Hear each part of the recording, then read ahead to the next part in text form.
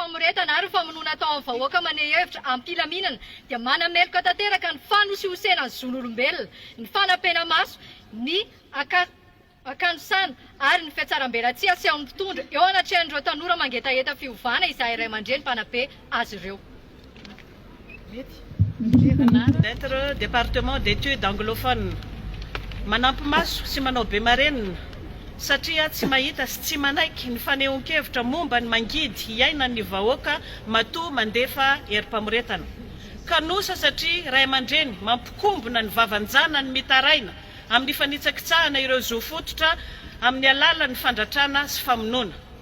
Mpiatsara velatsia ihany koa satria sady midaroka sy mamono no mody miantso fifampidiniana.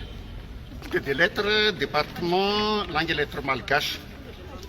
Marina sy mitombona tanteraka ny fitakian'ireo tanora ireo satria ataon'izao fitondrana izao ankilabao ny fampianarana sy fanabeazana fototry ny fananganana ho avy mendrika. Tsongaina amin'izany ny tsy fahafahana misitraka jiro sy rano, ny kely indrindra ahafahana miaina, mianatra ary miary. Rehefa vita ny fianarana, no niezaka manokana ataon'ny mpianatra ihany sy ireo ray aman-dreniny ary ny mpampianatra dia tsy azo antoka velively ny sitrahana asan'endrika. Avy amin'ny mention filozofika amin'ny Université Antananarivo. Tiany faefatra ary ankehitriny dia ny tsaokan'i Madagasikara ny masaka ao andohan'ny tanora satria mitovitovy sy amina tany miady Madagasikara noho ny tsy fisiany kely indrindra mba ahafahana miaina toy ny olombelona. Saotra tao. Amin'ny faculté des lettres,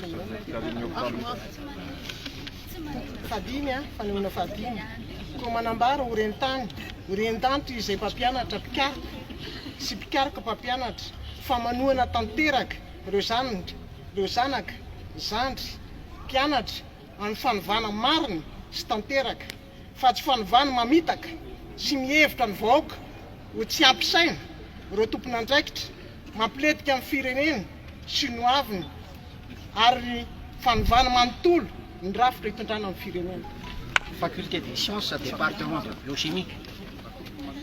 Mitaky ny fampijanonana ny herisetra sy ny fandatsahan-draha ataon'ny herim-pamoretana. Tsy mendrika ny salotra ny fanaminana atao ho an'izay miaro ny vahoaka sy ny fananany itsony.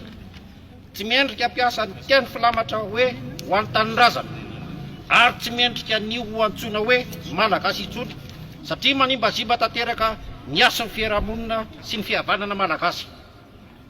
Saotra toko. Mitaky ny fanajana ny lalam-panondrenana malagasy indrindra fa ny andinin'ny fahafolo miatoka amin'ny fahafahana maneho hevitra kahalalahana sy ampilaminana. Fahalalahana sy filaminana tokony hatohan'ireo zary lasa mpamono olona amin'izao fotoana izao. Saotra toko.